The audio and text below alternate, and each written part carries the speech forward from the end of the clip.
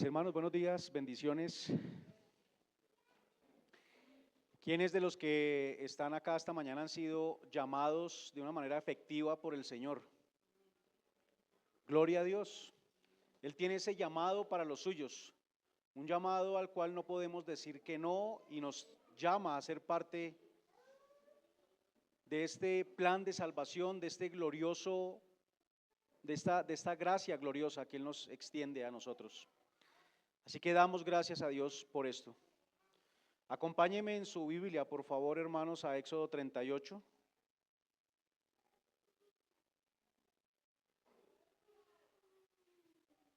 Versículos 21 al 31.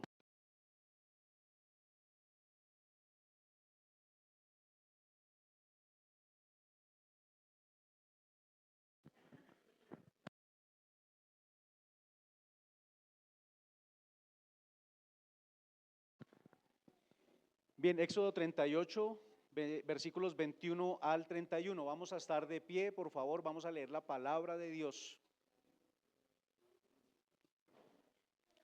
Dice la palabra del Señor así: Estas son las cuentas del tabernáculo del testimonio, las que se hicieron por orden de Moisés, por obra de los levitas, bajo la dirección de Itamar, hijo del sacerdote Aarón, y Besaleel, hijo de Uri, hijo de Ur, de la tribu de Judá, hizo todas las cosas que Jehová mandó a Moisés, y con él estaba Aholiab, hijo de Ahisamac, de la tribu de Dan, artífice, diseñador y recamador en azul, púrpura, carmesí y lino fino.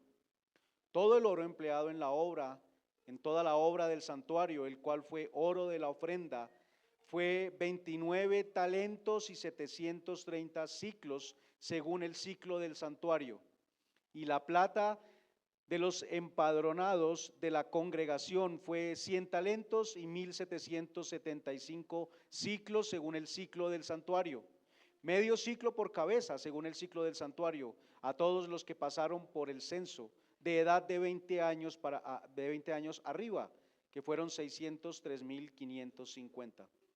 Hubo además 100 talentos de plata para fundir las basas del santuario y las basas del velo en 100 basas, 100 talentos a talento por basa. Y de los 1775 ciclos hizo los capiteles de las columnas y cubrió los capiteles de ellas y las ciñó. El bronce ofrendado fue 70 talentos y 2400 ciclos, del cual fueron hechas las basas de la puerta del tabernáculo de reunión y el altar de bronce y su enrejado de bronce y todos los utensilios del altar, las basas del atrio alrededor, las basas de la puerta del atrio y todas las estacas del tabernáculo y todas las estacas del atrio alrededor. Amén. Señor, tu palabra es pura y es verdadera. Y rogamos que en esta mañana, Señor, tus palabras no solamente sean palabras que lleguen a nuestros oídos y a nuestro intelecto, sino que impacten todo nuestro ser para gloria de tu nombre. En el nombre de tu Hijo Jesús. Amén y amén. Gracias, hermanos. Sentémonos y vamos a meditar en estos versículos. Ustedes conocen que hay programas en televisión, ya hay de muchas variedades, pero en los cuales se ponen a prueba talentos de las personas. Y a mí especialmente, yo no veo los programas en sí, o sea, no me detengo a mirar toda una serie de programas de este estilo, en realidad no porque sea algo extraordinario, no veo mucha televisión, pero sí me gusta a veces mirar esas audiciones donde se muestra a aquellos que mostraron un talento extraordinario en el canto. Y me llama mucho la atención porque son personas desconocidas, son personas que no son famosas, son personas que están en otras actividades, pero van a estos concursos y muestran un talento natural muchas veces, talento que evidentemente ahora que nosotros podemos acercarnos a la Escritura sabemos que fue dado por Dios para ellos. Y lo tienen de forma natural. Y hay personas de verdad que tienen unas voces muy bonitas, muy buenas digamos para esta actividad del canto. Obviamente sabemos que ellos van allí buscando quizás fama, buscando riqueza, buscando sueños personales, no con las motivaciones correctas quizás. Entonces, podemos ver allí esta aplicación de los talentos. Y es que estamos hablando en esta mañana acerca de un tema que tiene que ver con esto. Estamos llegando al final del libro de Éxodo. Nos quedan, aparte de esta predicación, 3 más y acabamos este trayecto en la predicación del libro de Éxodo. Un trayecto que empezamos en noviembre del 2022. Ya llevamos 1 año y medio estudiando el libro del Éxodo.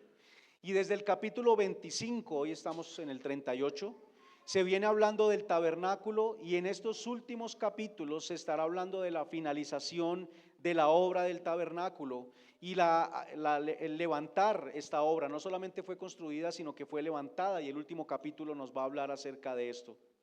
Todo inició con las instrucciones dadas por Dios a Moisés allí en el monte Sinaí. Luego Moisés viene y le da las instrucciones al pueblo de lo que deben hacer.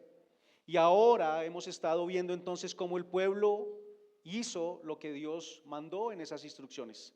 Se construye el tabernáculo, que es una figura de Cristo, como ese verdadero y supremo tabernáculo en el cual Dios se encuentra con el hombre. Como veíamos hace 8 días, solo en Cristo es posible esa comunión de Dios con el hombre. Pero como nosotros podemos ver a lo largo de la Escritura, hay un eje central allí en todo el Evangelio, y es la unidad. La unidad es un eje central en toda la Escritura. La Trinidad es una unidad, 3 personas, un Dios. El matrimonio es una unidad, 2 personas, una sola carne. La iglesia es una unidad, muchos miembros, un solo cuerpo, y la iglesia se hace una con Cristo. Somos uno con Él, somos el cuerpo de Cristo y Él es la cabeza, somos uno. Y entonces, como cuerpo de Cristo, nosotros también estamos siendo levantados como tabernáculo. Somos hechos también tabernáculo de Dios. Jesús dijo: el que me ama, mi palabra guardará, y mi Padre le amará, y vendremos a Él y haremos morada con Él. El Señor hace de nosotros una morada para Él. Mora en nosotros. Así que la iglesia es la morada de Dios que se levanta el día de hoy. Es donde Él habita hoy, es ese tabernáculo que se está levantando hoy. Estamos siendo levantados como una casa espiritual y como sacerdocio santo. Esos versículos entonces nos hablan de las cuentas, nos hablan de un inventario donde se menciona quiénes estuvieron al frente y se menciona los elementos usados para la construcción del tabernáculo y las cuentas de cuánto se utilizó. Específicamente habla de los metales. Al hablar de inventario, al hablar de cuentas, ¿de qué estamos hablando? De administración. Un mayordomo o un administrador necesita saber para quién trabaja. De otro modo, ¿a quién podría rendir cuentas ese mayordomo? Y es lo que está sucediendo el día de hoy en estos versículos. Se realizan unas cuentas, porque los que están trabajando en la obra no son los dueños de la obra, son solamente mayordomos. El dueño es Dios. Así que estaremos hablando en nuestra mañana de hoy de nosotros como administradores fieles para la gloria de Dios. Administradores fieles para la gloria de Dios. Y lo primero que nosotros, y sé que lo sabemos, pero lo sabemos a veces solamente como información, porque no lo vivimos de esa manera. Somos administradores de lo que es de Dios. Administramos lo que es de Dios. Administramos lo que es de Dios. Todo le pertenece a Él. La palabra dice que todo lo que tenemos se nos ha sido dado, y lo leíamos esta mañana. El hermano André leía 1 Corintios 4 y allá dice: ¿qué tienen ustedes que no hayan recibido? Y entonces, ¿por qué se glorían como si no lo hubieran recibido? Todo ha sido dado por Dios. Y obviamente ha sido dado para que nosotros lo administremos. Así que cualquier cosa que tengamos ha sido dada por Él, de Él proviene.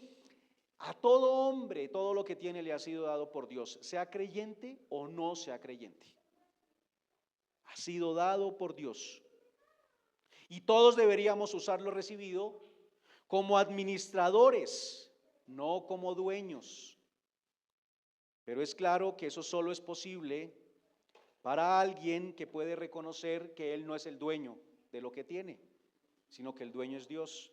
Si yo no puedo reconocer que yo no soy el dueño de lo que poseo, pues actuaré como dueño de todo lo que poseo y haré con lo que yo poseo lo que yo quiera y no lo que el dueño me dijo que hiciera.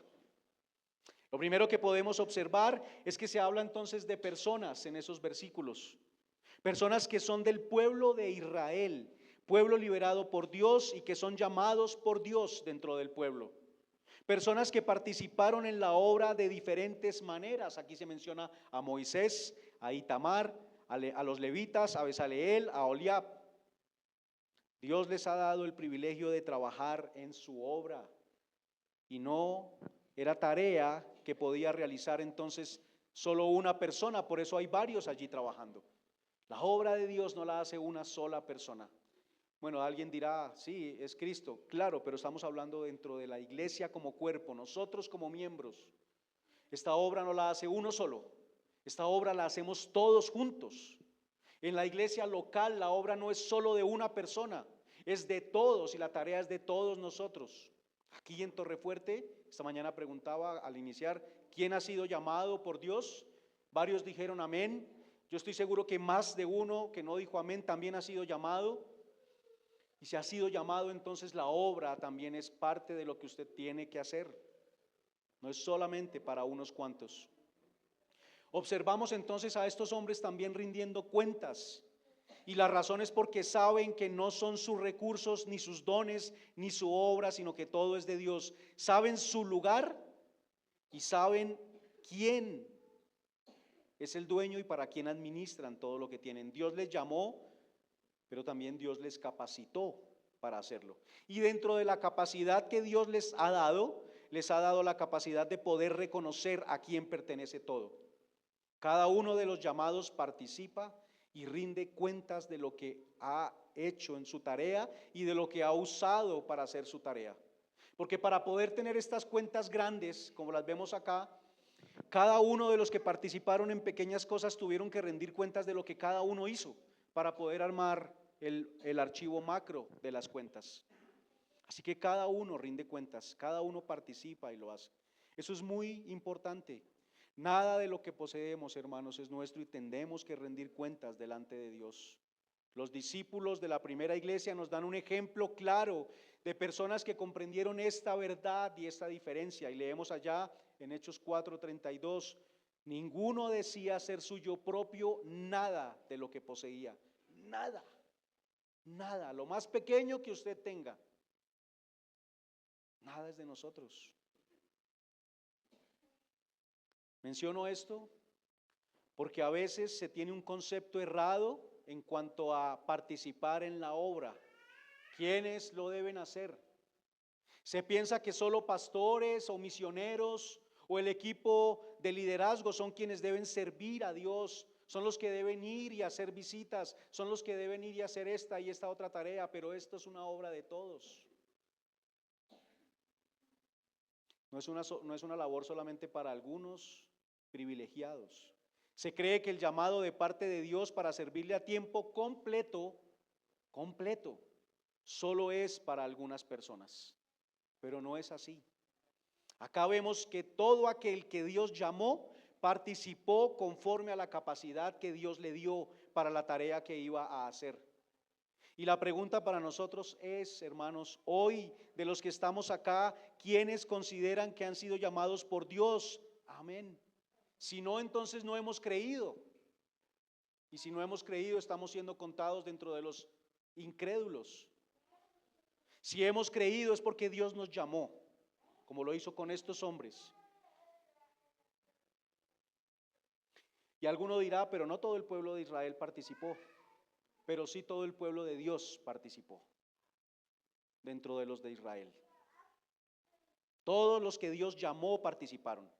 Así que si usted fue llamado, hermano, entonces es parte del pueblo de Dios, pueblo que ha sido llamado para la obra y para que la obra de Dios sea hecha.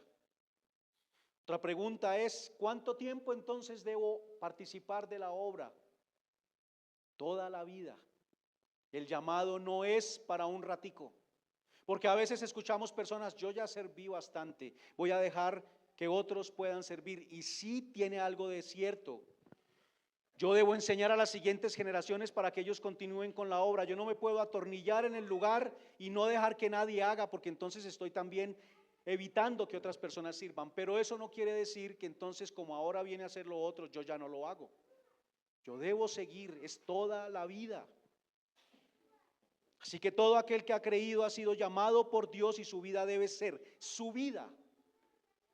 administrada para el propósito de Dios. Porque ha venido a ser parte del plan de salvación de Dios.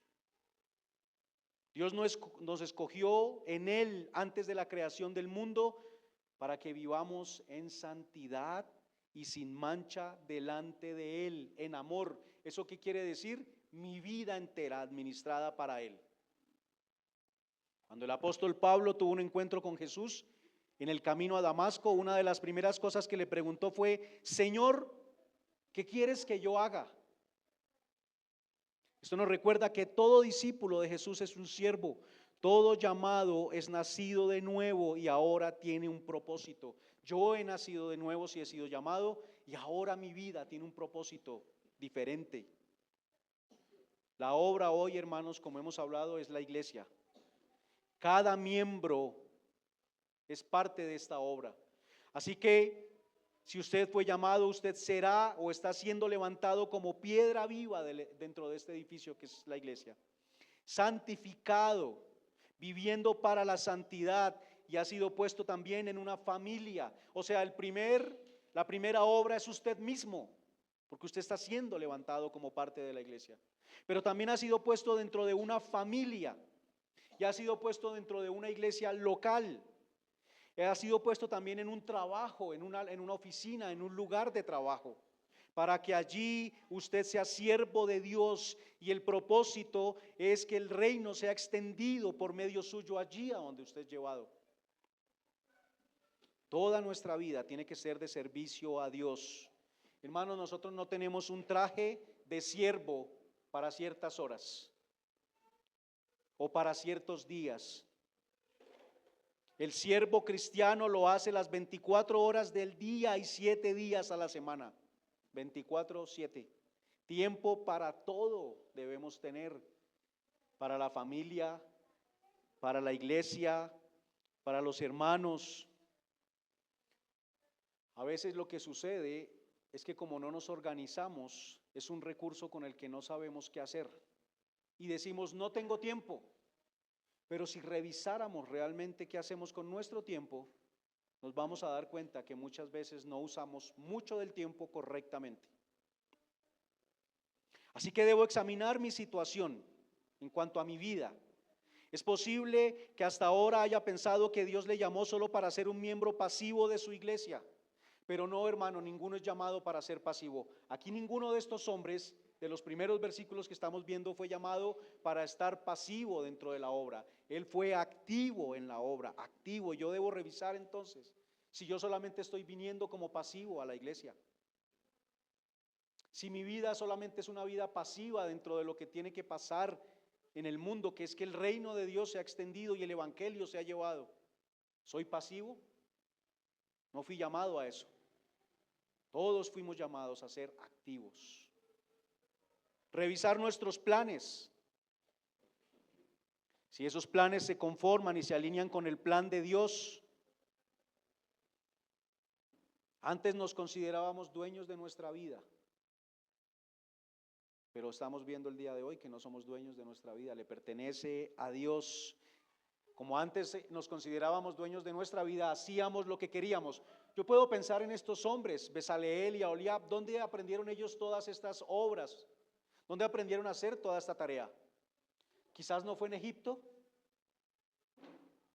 Seguramente fue en Egipto, y allá utilizaban todo su talento para hacer cosas exclusivamente para lo que ellos querían o pensaban que debían hacer, o se les mandaba quizás Faraón hacer. Pero ahora su vida le pertenece a Dios, y ahora sus talentos y su tiempo va a ser utilizado para la obra de Dios. Porque a partir de ahora, si he sido llamado, Hago las cosas para la gloria de Dios, como Dios quiere. Lo otro que debo hacer es reconocer el señorío de Cristo. Si yo no reconozco el señorío de Cristo, no voy a poder realizar tampoco la tarea, porque yo sigo siendo el Señor de mi vida. Recordemos a Pablo. ¿Qué le respondió él a Cristo cuando lo llama allí camino a Damasco? Lo primero que dice él es Señor, y lo reconoce como Señor. Así que nosotros debemos reconocer el señorío de Cristo y en oración también preguntarle al Señor qué quiere que yo haga. Estar atento a su voz, porque quizás yo le he preguntado, Señor, ¿qué hago? Y hoy el Señor está hablando a esa oración y respondiendo a esa oración, pero yo no estoy atento a la voz de Él. Debo preguntarle en oración y estar atento a su voz. Estar preparado a aceptar el plan de Dios también. Bezaleel no quiso nunca, o Aholiab, el lugar de Moisés. Ellos aceptaron el llamado que se les hizo a ellos y la tarea que se les indicó a ellos que hicieran. Ellos aceptaron su llamado según sus capacidades. Así que, hermanos, es nuestra vida administrada de forma correcta, no solamente un momento, toda nuestra vida. Todo talento, todo recurso que el Señor haya puesto en nuestras manos, todo tiempo que el Señor nos conceda de vida debe ser administrado para la gloria y para la obra de Él. Tenemos también entonces dentro de esa vida los roles que el Señor nos entrega a cada uno. Aquí está hablando de Moisés, de Itamar, de Bezaleel, de Aholiab, con roles específicos dentro de la obra. No les dijo a cada uno, mire a ver qué se pone a hacer, porque Él a cada uno lo capacitó de una forma especial. Se menciona que cada uno hacía entonces su parte y esto tenía que ver inicialmente con los roles dados por Dios. Hermanos, todos somos iguales, todos somos servidores, todos perseguimos el mismo fin. Si hay una persona hablando del Evangelio y lo hace mejor que nosotros y la gloria de Dios está siendo extendida, yo no debería sentir envidia, yo debería sentirme gozoso. Porque el fin que yo persigo es el mismo que Él está persiguiendo. Es la misma tarea. Es el mismo fin, pero sí tenemos roles distintos. Nada más lo podemos ver en las familias. Pero cuando hablamos, por ejemplo, aquí de autoridad, porque se está hablando de estos hombres en unas posiciones de autoridad, de liderazgo. Pero lo que sucede es que en nuestra mente se dibuja de una vez un concepto de jerarquías, de que hay alguien más importante y otros menos importantes. Se nos dibuja una imagen de superioridad que no es lo que el Señor plantea acá. El líder es servidor también. Es alguien que está puesto para guiar a los demás, para que avancen todos según la voluntad del dueño de las cosas, de quien sí está arriba de todos. Su liderazgo no es independiente. Su liderazgo es un liderazgo delegado y dependiente de Dios. Así que cualquier persona que haya sido puesta como cabeza en cualquiera de los círculos en los que nos movemos, es cabeza, pero una cabeza dependiente de Dios, no independiente. Es una autoridad subordinada que debe someterse y no debe crear estrategias propias, lo que debe es seguir indicaciones e instrucciones. Roles de liderazgo que son dados por Dios. Hermanos, autoridad en la familia. ¿Quién es la cabeza en la familia? El esposo. Los padres delante de sus hijos son autoridad. Es una autoridad delegada y que debe obrar para el propósito de Dios. La esposa que cada uno de mis hermanos tiene, mi esposa, ¿le pertenece a quién? A Dios. Mis hijos, o mi hija en este caso, y los hijos de ustedes, le pertenecen a Dios. Así que usted ha sido puesto allí para guiar a las personas conforme a la voluntad del dueño de esta familia. El jefe en una empresa, el líder en una iglesia, la autoridad civil que también ha sido creada por Dios. La autoridad civil no está creada de adorno. Si Dios la creó es porque también debe ser usada. en los casos que se necesite, pero fue creada para que esté subordinada a la autoridad máxima que es la de Él. Estos hombres también se les dio la facultad de enseñar a otros. Ese es el proceso, hermanos. Esa es la obra que nosotros también debemos hacer. Se va haciendo la obra, pero se va enseñando a otros para que la hagan. Hasta la venida del Señor, de generación en generación. Enseñanza en la familia y enseñanza en la iglesia. ¿Recuerdan que vimos con Besaleel y Aholiab que ellos enseñaban a otros?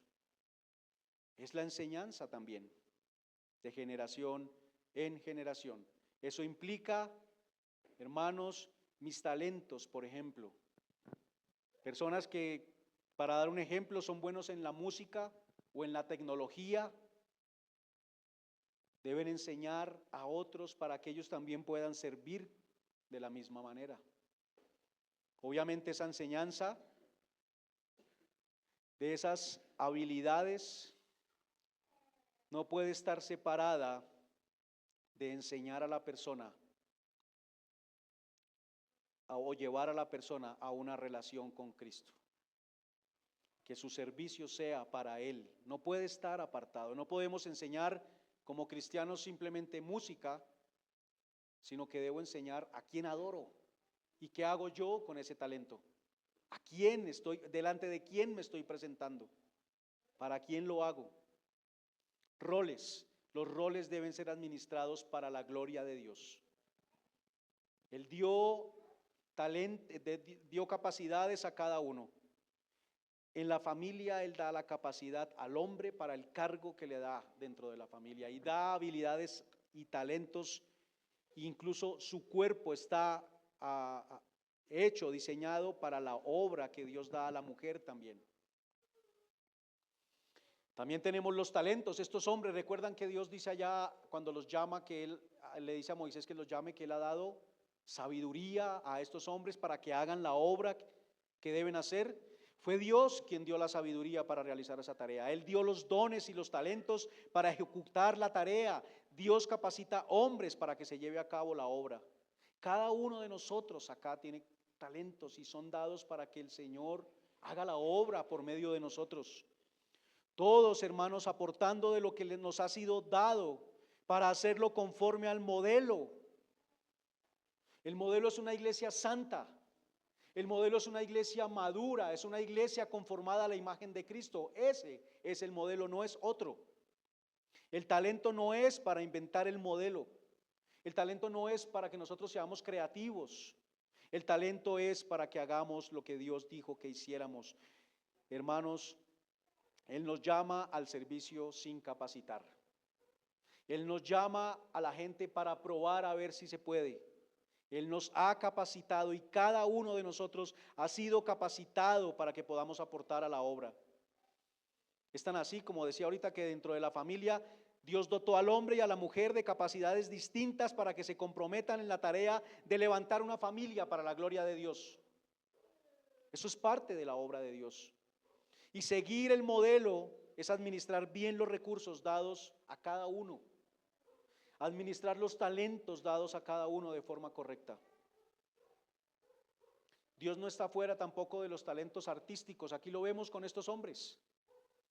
Les dio talentos dentro de cosas artísticas, porque a veces pensamos que es solamente temas y competencias dentro de lo religioso. Él permite que su pueblo aprenda otras disciplinas y tenga habilidades para muchas cosas. No solamente tiene que ver con lo religioso. Solo dentro de la teología se piensa a veces que es las habilidades que se deben tener, pero no, hermanos. En estos días estamos mirando a ver si de pronto este año es posible empezar a realizar una pequeña biblioteca aquí en la iglesia. Y el hermano Ramiro se ha ofrecido para poderla hacer con lo que el Señor le ha dado a él. Eso no tiene que ver con lo religioso, pero está haciendo un aporte también para la obra. Esos dones pueden ser dados desde antes, hermanos. Estos hombres quizás aprendieron estos oficios en Egipto. Dios los dotó con esa habilidad para que ellos pudieran aprender a hacerlos bien. Pero ahora les da el Espíritu a ellos, para que ahora esos dones sean utilizados para la obra de Dios. Cuando hemos sido llamados, el Espíritu Santo viene a morar en nosotros y ahora somos llevados a que todo eso que hemos aprendido antes y lo que sigamos aprendiendo sea usado para la gloria de Dios. Todos tenemos uno o varios dones que hemos recibido de Dios. Así que no podemos poner excusa de que no sabemos hacer nada, de que no tengo yo talentos, de que no puedo servir en la iglesia, porque todos hemos sido dotados con dones. Los dones que recibió cada uno de nosotros no son para lucirnos, no son para recibir elogios, ese no es el fin. El fin es ministrar a los demás y edificar la iglesia. Ahora, ¿está mal que a alguien se le diga que lo hace bien? No, no está mal, pero ese no es el fin. Si nadie me dice a mí lo bien que estoy haciendo mi tarea, no importa, porque yo no lo hago para ese fin. Si lo hago para ese fin, ya recibí mi recompensa. Ya la recibí. Debemos servir y ministrar a otros como buenos administradores con un espíritu humilde. No nos alabemos de lo que hacemos. No estemos haciendo alarde de las cosas que hacemos. Hay que tener cuidado con el orgullo. Todos debemos cuidarnos de eso. Creo que es un mal que habita en nosotros y se expresa de muchas maneras. Los dones que Dios nos da, hermanos, son regalos de su gracia y no los merecíamos.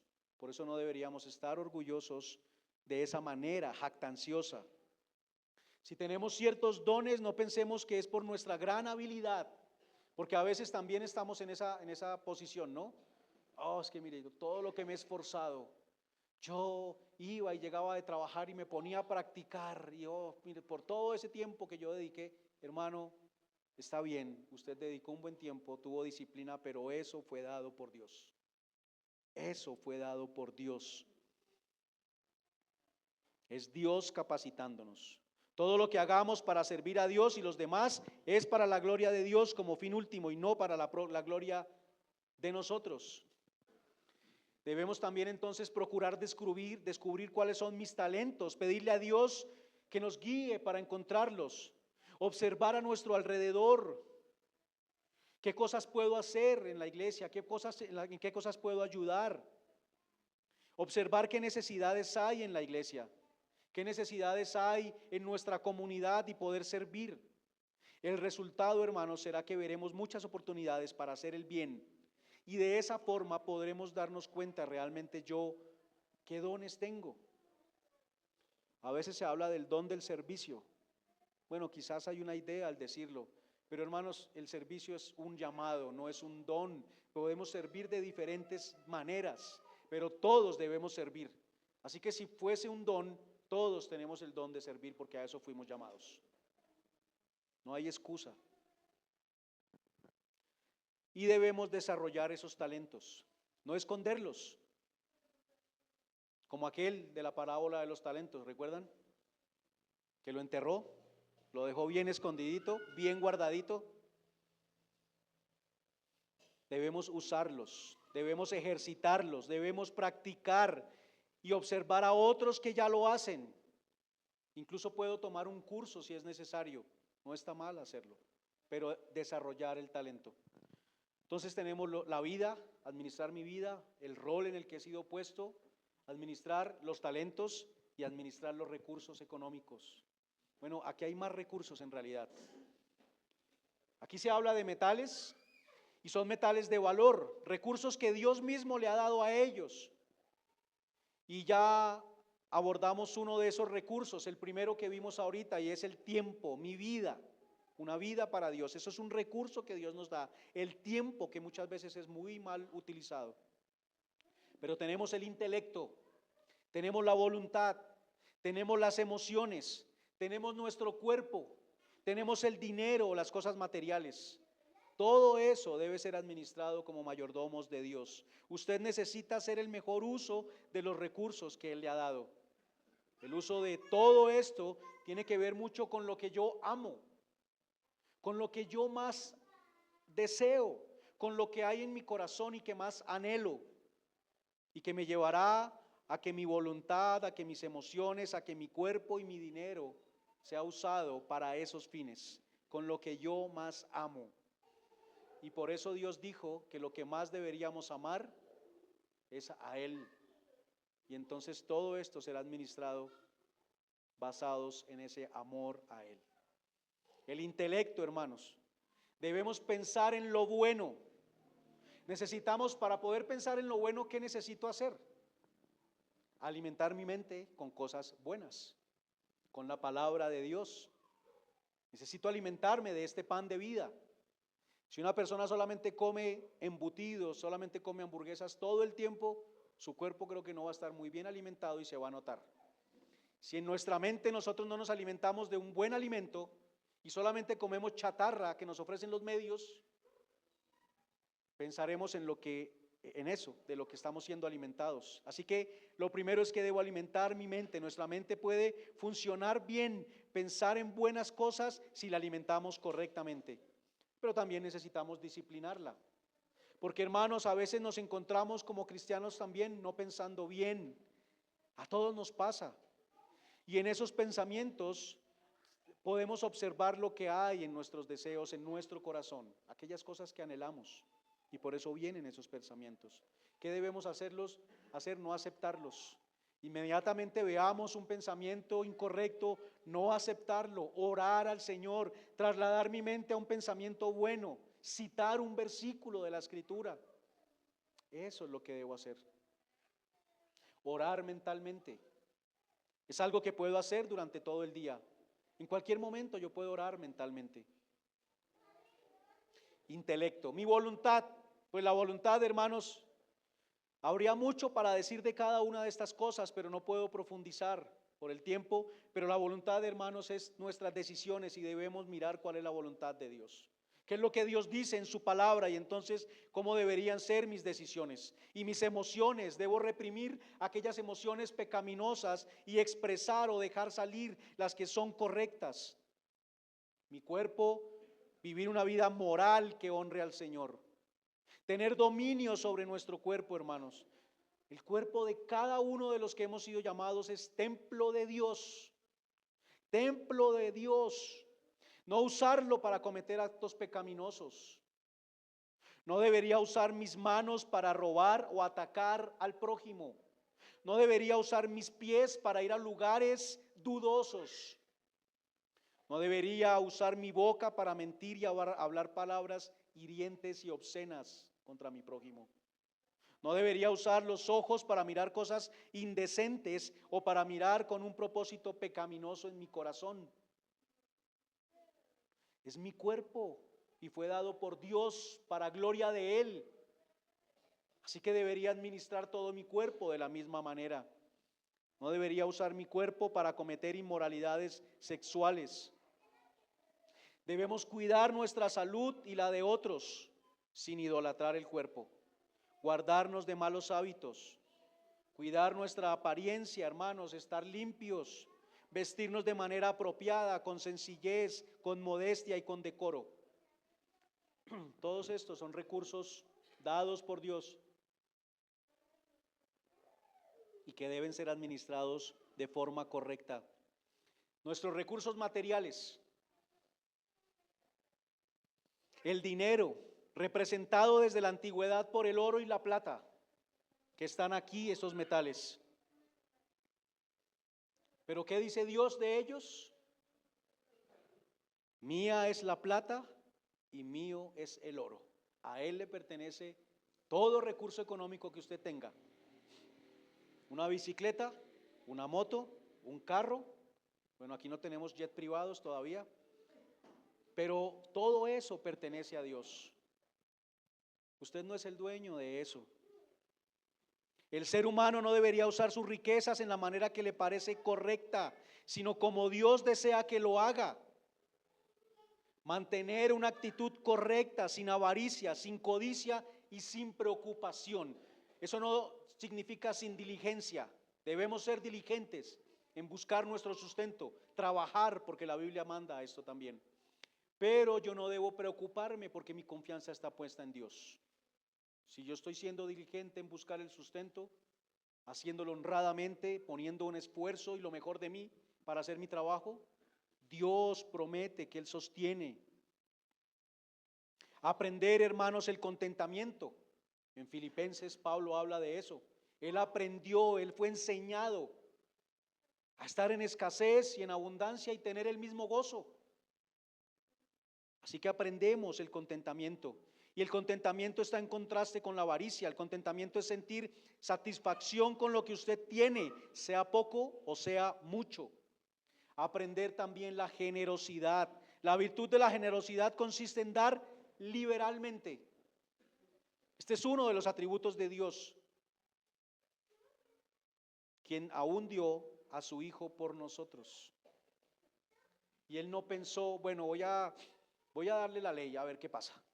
Si no cumplen la ley, pues ahí sí envío a mi Hijo. No, desde antes de la ley Él ya anunció que iba a enviar a su Hijo, dando con generosidad.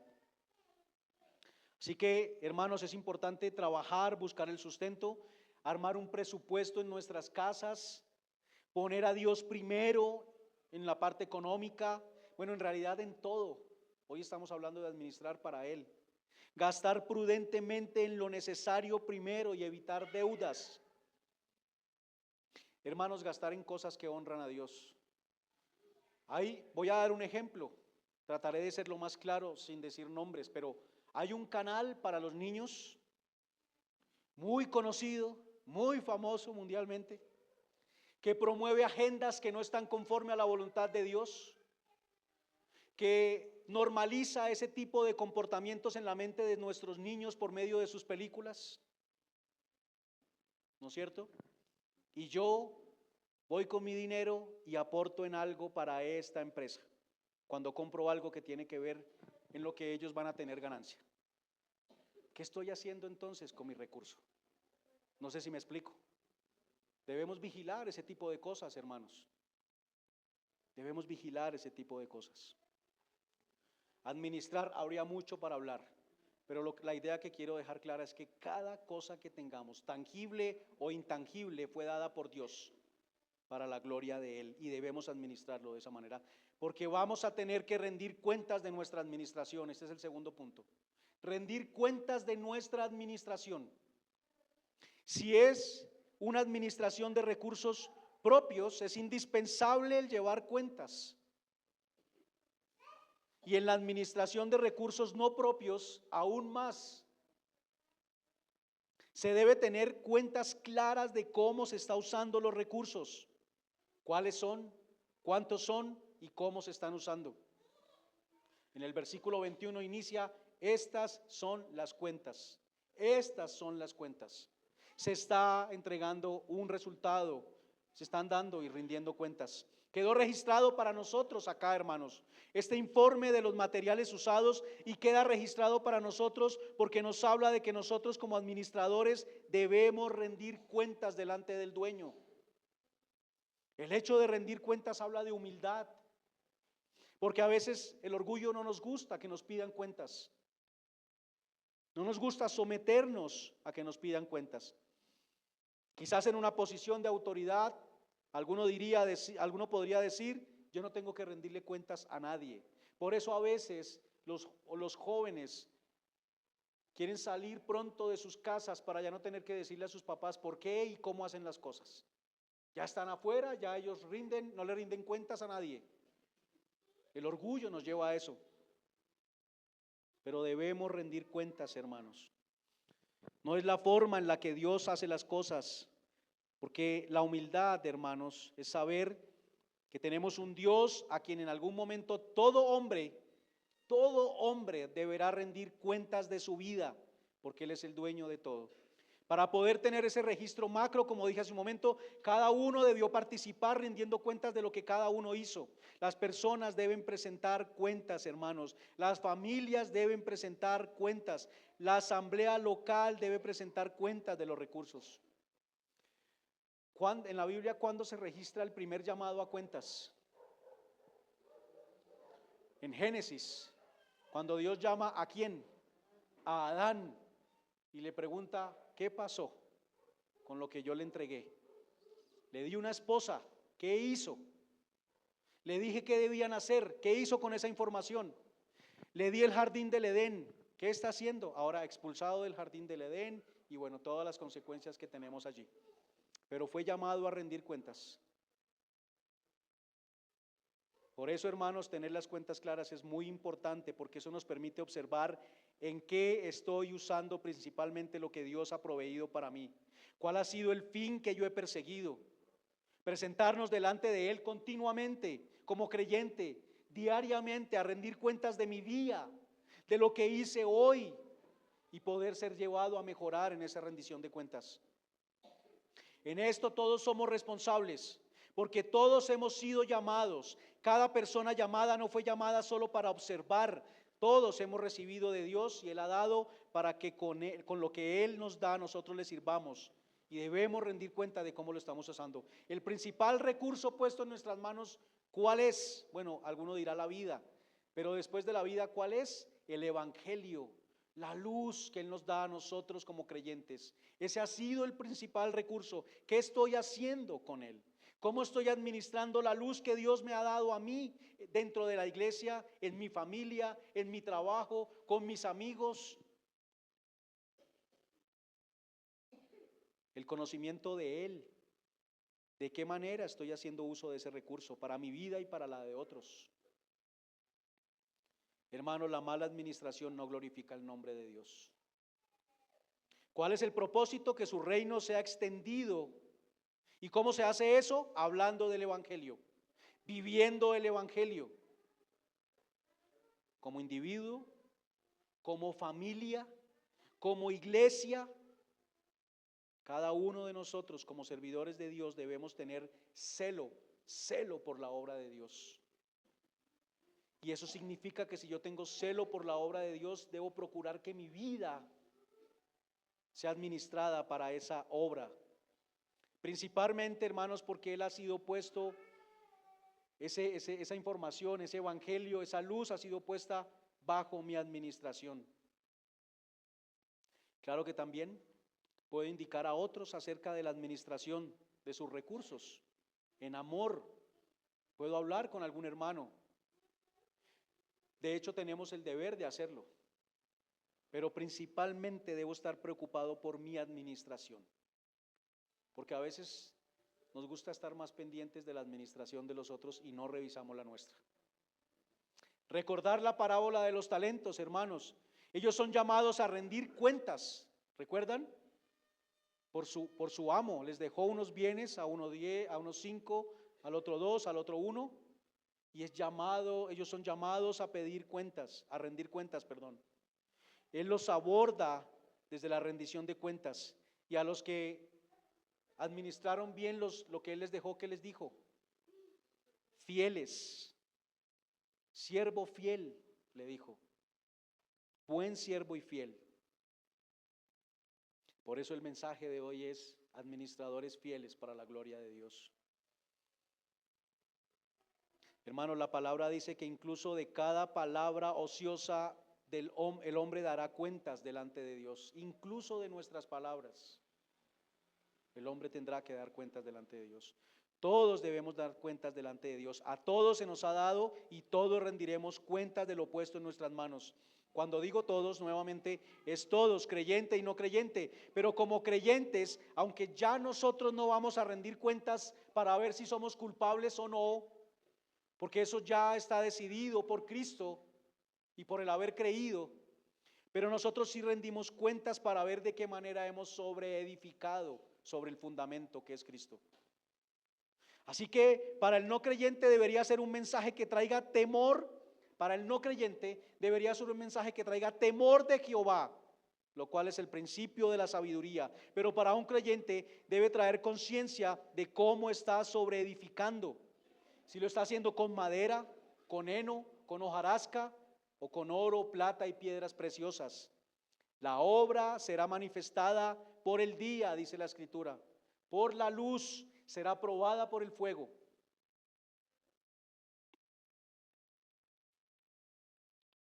Hablando de la iglesia, todos sabemos que la iglesia y los pastores tienen una reputación y es por algunos que se han hecho muy visibles y han hecho una mala administración de los recursos que llegan a la iglesia.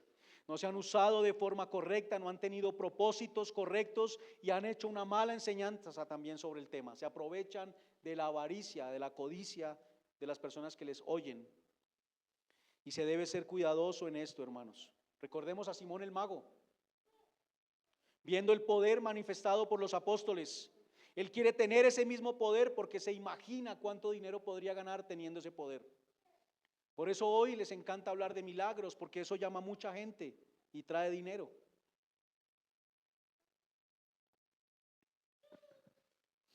Él se imaginaba, pero Pedro le dijo: tu dinero perezca contigo. Por eso, hermanos, una de las características de alguien que anhela obispado es que no sea amante de ganancias deshonestas. Y por eso en Primera de Pedro capítulo 5 el texto dice a los ancianos que apacienten la grey con ánimo pronto y no poniendo el deseo en las ganancias como la motivación por la cual se hace la tarea. En estos días se me pidió ir a orar en un hospital por una persona, amigo de alguien acá de la iglesia, una familia que yo no conozco.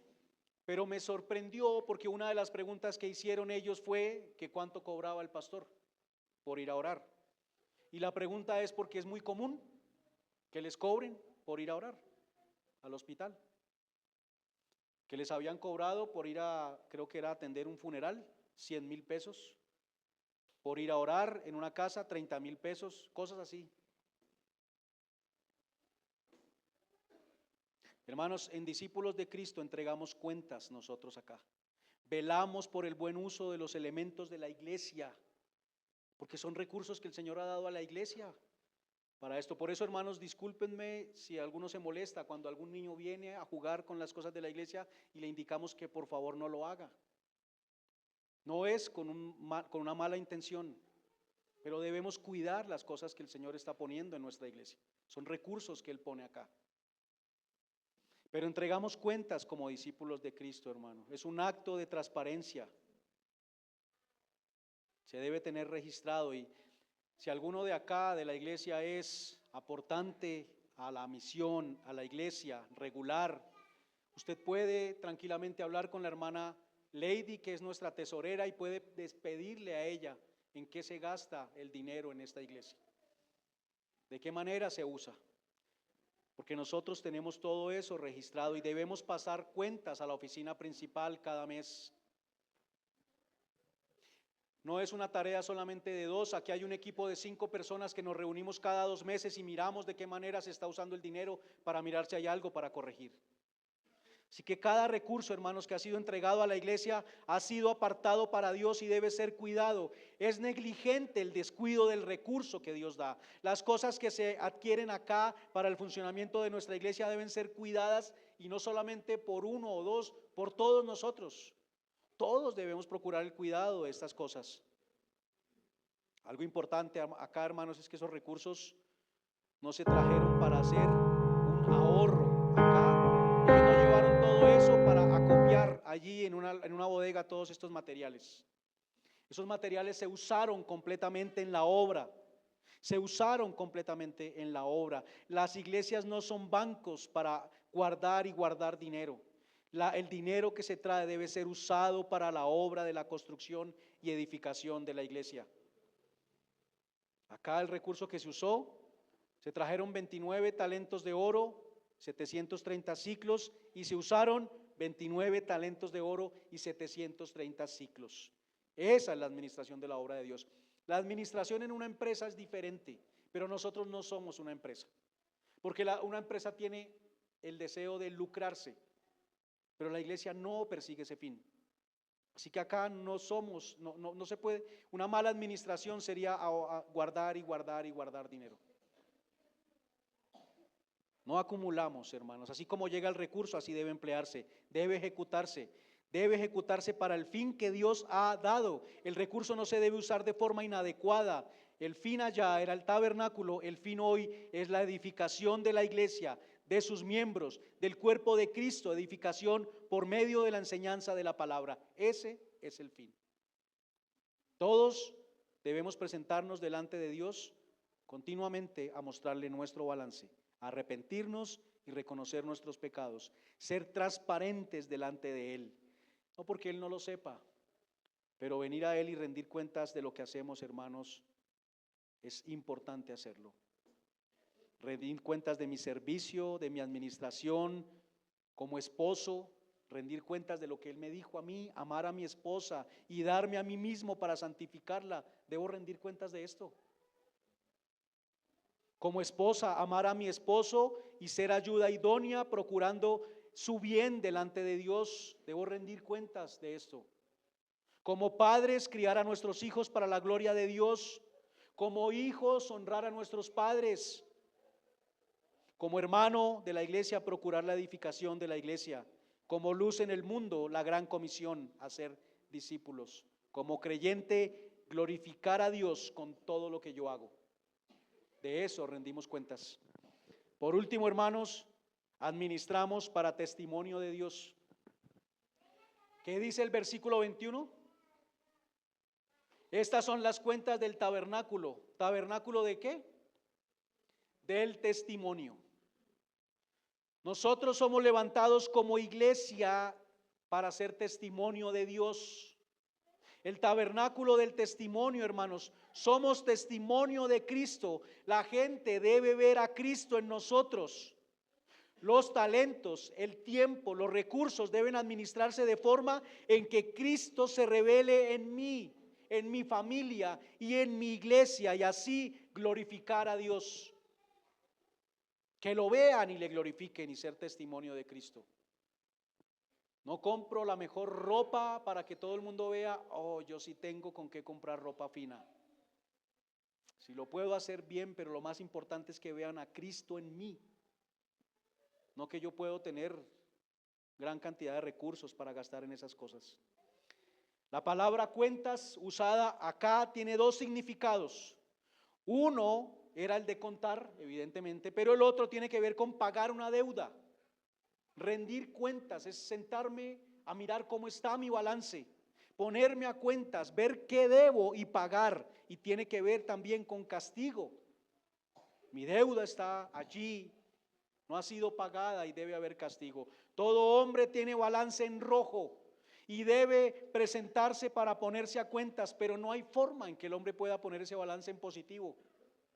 No hay forma en que ninguno de nosotros nos presentemos delante de Dios para poner el balance en positivo, hermanos. La deuda es impagable con lo que nosotros tenemos. La parábola de los dos deudores lo dice. Allí vemos a un rey que quiso hacer cuentas con su siervo. Y el rey encuentra a ese siervo debiéndole ¿cuánto? 10,000 talentos. ¿Cuánto oro se utilizó acá en esta construcción del tabernáculo? 29 talentos. ¿Sabe cuánto es eso? 1 tonelada de oro. 29 talentos es 1 tonelada de oro. ¿Cuántos son 10,000 talentos? 345,000 toneladas de oro. O 345, bueno, ya me perdí la cuenta, pero es mucho oro. Pero lo voy a expresar de otra manera.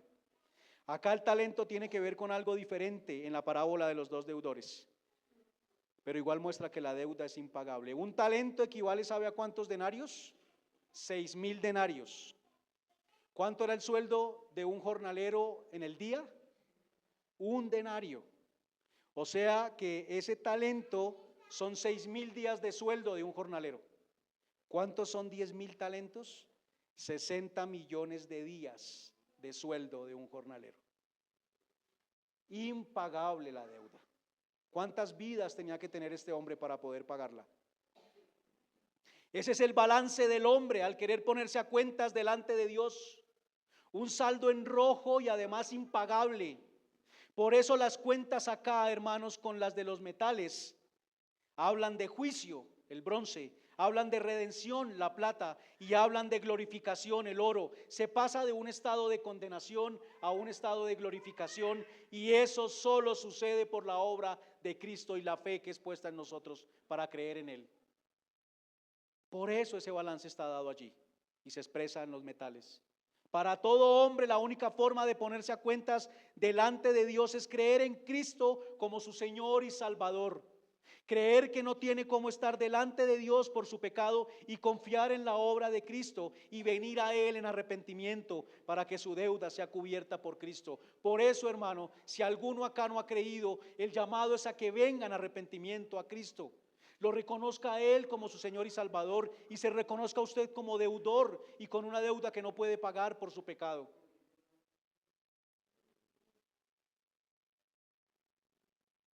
El modelo no puede ser parecido, hermanos. Debe ser igual. Hay medidas y todo debe hacerse conforme a como Dios lo ha estipulado. Y eso requiere que el recurso no sea menos, ni tampoco había ahorro de material. A veces nosotros, aquí dentro de lo humano, bueno, espero que ninguno de nosotros, cristianos, pero la gente a veces dice que va a hacer una obra y expresa la cantidad de material que necesita, pero al final termina reduciéndole a la pieza 1 milímetro. Y ese milímetro representa ahorro en material. Aquí no se debía ahorrar en material. Es una construcción en donde se manifiesta la presencia de Dios. Y esa presencia de Dios debe ser evidente para ellos y para los de las otras naciones. Hermanos, el tabernáculo es un testimonio de la gracia, de la misericordia, del amor de Dios, un testimonio del juicio de Dios, un testimonio de la separación de Dios y el hombre, y de lo inaccesible que es Dios al estar nosotros en nuestro pecado. Así que el principal recurso que nosotros tenemos, hermanos, no el único, pero sí el principal, es su palabra, su evangelio, y nosotros debemos administrarlo de forma en que seamos testimonio de él. Debe haber celo en nosotros por el propósito de Dios, como servidores suyos, como llamados suyos, celo por la gloria de Dios en mi vida, en mi familia, en la iglesia, y un deseo para que otros glorifiquen a Dios. Vivimos para ese fin, así debería ser. Nuestra vida pública y nuestra vida privada debe ser para la gloria de Dios. ¿Cómo actuamos cuando nadie nos ve? Porque en la privada soy yo quien está siendo formado, quien está siendo o está presentándose delante de Dios. Necesitamos entender que servir es un estilo de vida. No solo servimos en la iglesia, sino en todas las esferas de nuestra vida. Debemos tener un espíritu de servicio. Y nuevamente, la parábola de los talentos. Ellos usaron lo dado con una buena administración para el propósito de su amo. De su amo. Él vino a pedir cuentas. ¿Qué tienes para mí? Fue para el propósito de él, no para el de ellos. Como siervo que brama por las aguas. Negligente.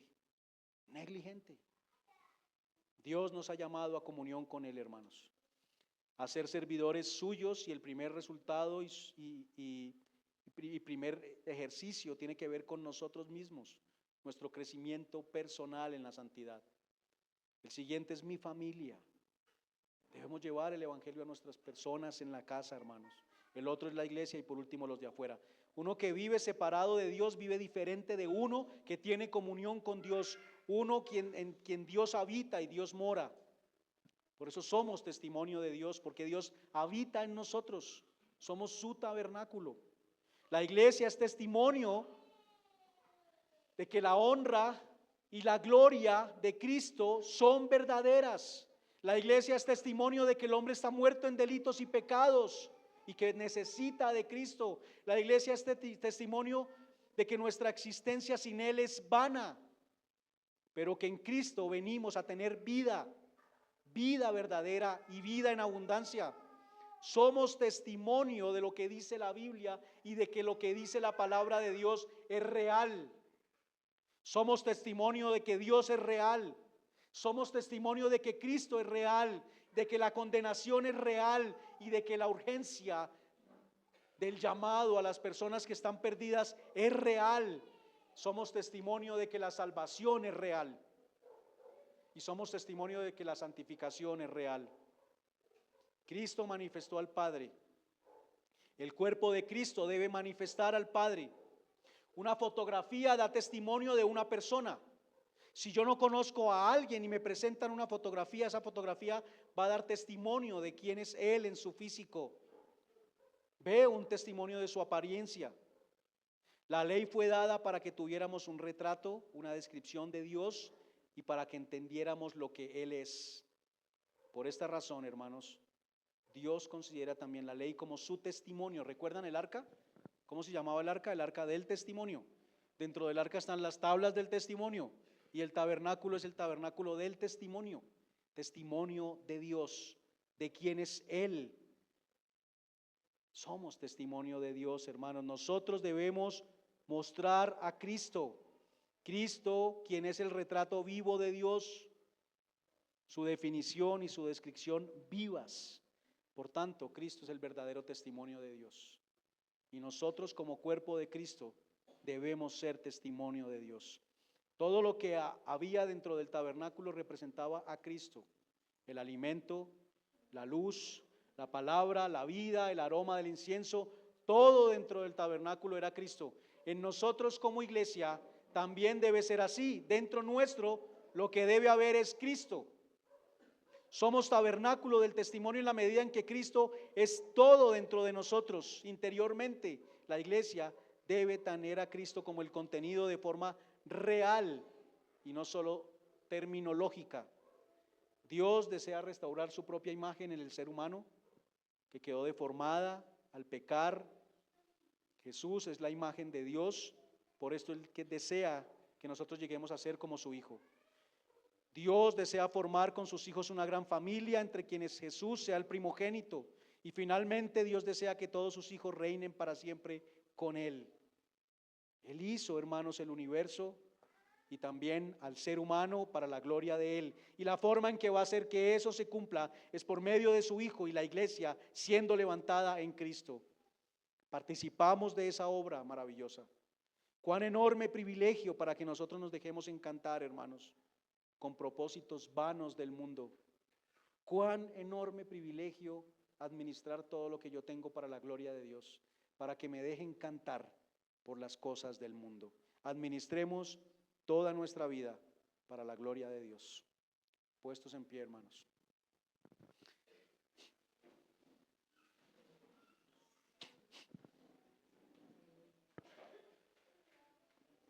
Como lo habíamos manifestado hace 15 días y hace 8 días, también el pastor Luis, no nos detenemos en mirar porque eso ya lo vimos, qué significa el oro, qué significa la plata, todo esto que está aquí, porque eso ya lo vimos.